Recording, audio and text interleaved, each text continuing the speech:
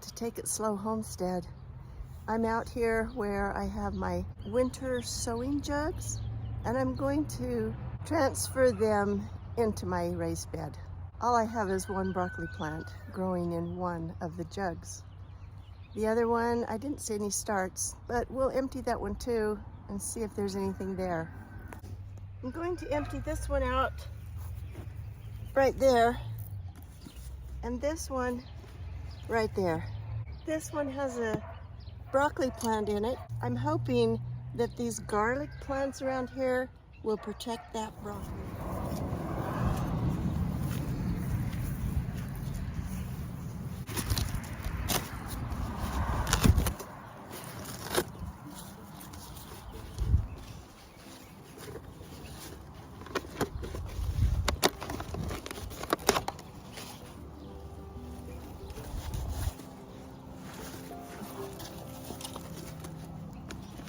Wrong one.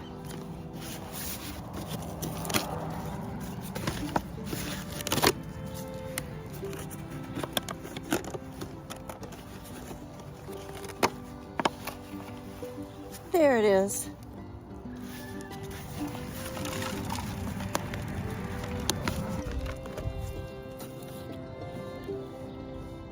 There's lots of roots and a little worm right there.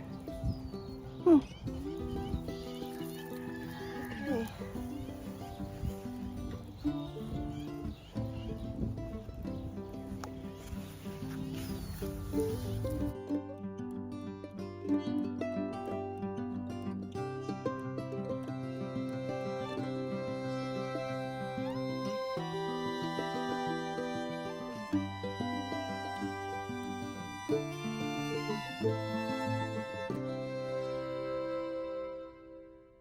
This is an area of my raised bed where I think I must have set some sunflower heads from last year because I've got sunflowers coming up.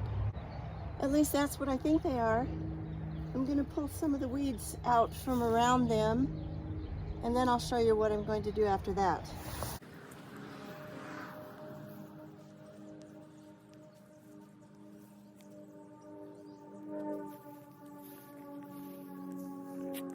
We have about 1 million seeds all around the place that are falling from our elm trees. Our, what do they call it? Not Chinese elm, but can't remember now. Some kind of Asian elm, like Chinese elm. Anyway, their seeds are everywhere.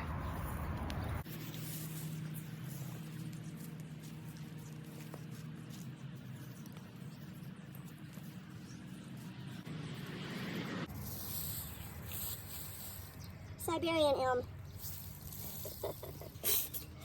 I remembered.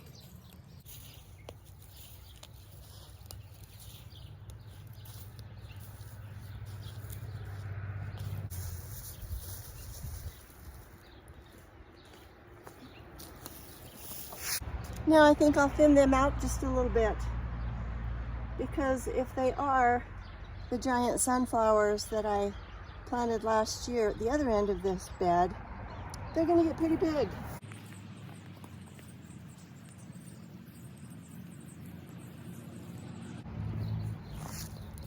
Okay, that's pretty good. I'm going to try and make a row cover. I have these little pieces of, I don't know where they came from. I'm going to bend them a little bit like this.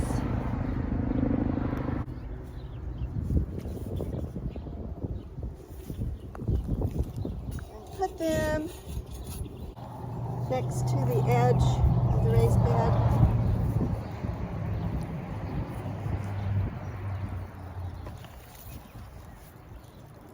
And bend this one also.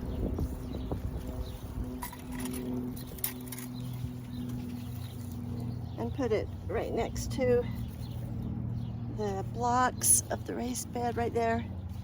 I have this one right here, but if I put a cover over here, the water, which is right here, is going to be underneath the row cover. So I'm going to move these.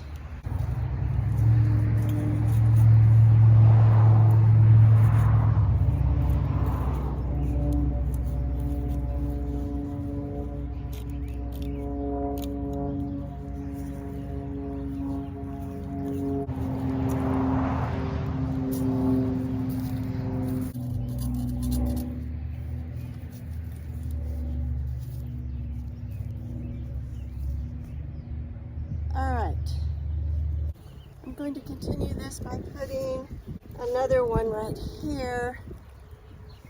I do have this solar light.